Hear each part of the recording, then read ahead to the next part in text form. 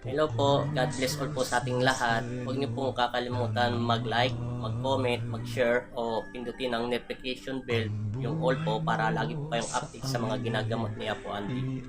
At sa mga kulam, barang, exorcist o anumang mga sinasaniban at saka yung mga hinihilot po para lagi po kayong update.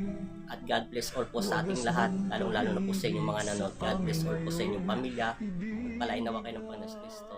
Salamat po.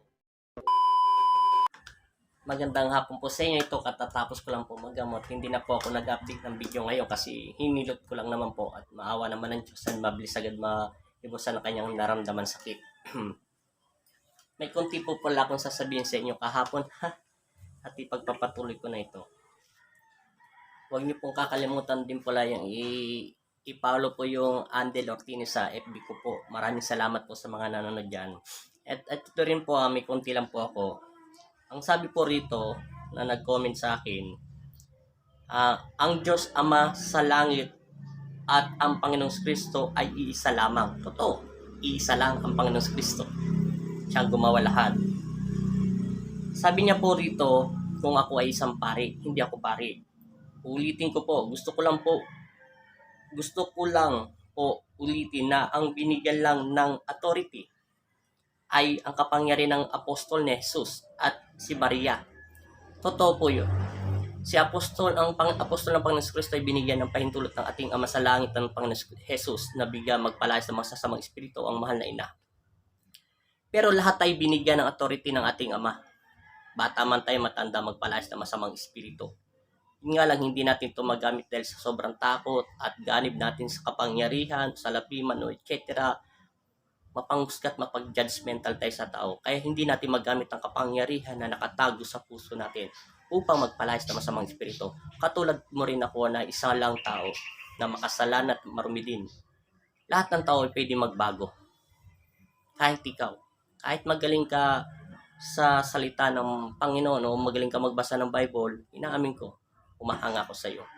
Iba ang tinuro sa iyo ng Panginoon Kristo dahil yun ay para sa iyo. Iba naman ang binigay niya sa aking karunungan, ito ay para sa akin. Lahat tayo ay may karunungan. Hindi magkakaperes minsan. May mission ka, may mission din ako.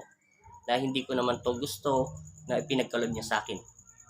Sino ba magpapalayas ng masamang espiritu kung meron kang takot sa puso mo?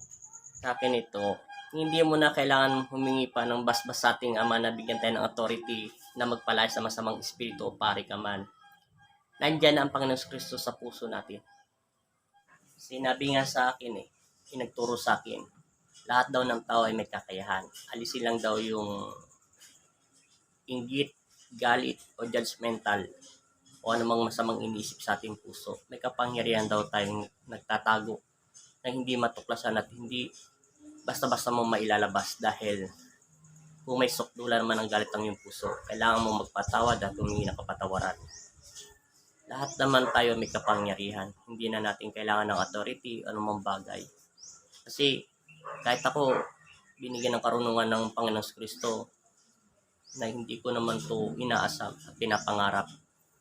Kasi sinabi niya lang sa akin, nagturo din sa akin, na maging totoo ka lang sa sarili mo. Huwag kang manghusga ng kapwa mo. Alisin mo masamang pag-iisip kahit kanino man. Nawa ang Panginoon Kristo maghari sa atin. Kailangan mo lang magamit ang iyong kakayahan sa iyong puso. Ang pananalig at pananampalataya. Yun ang pinakamabisang sandata natin. Ay kailanman ay hindi tayo magagapi ni Satanas. Dahil si Satanas, paulit-ulit sinasabi, lahat ng salita sa Bible ay alam niya. Ang hindi lang niya kayang gawin, puso si Satanas. Tukso, mapangling lang. Ang hindi niya lang daw kayang gawin ay isa lang. Ang lumuhod at manalangin sa Panginoon Yesu Kristo. Kaya doon natin siya matatalo. Yun lang at maraming salamat sa lahat ng nanonood sa akin. At God bless po sa inyong pamilya, sa lahat po sa inyo. At pagpalain nawa tayo ng Panginoon Kristo at ganun din sa inyo.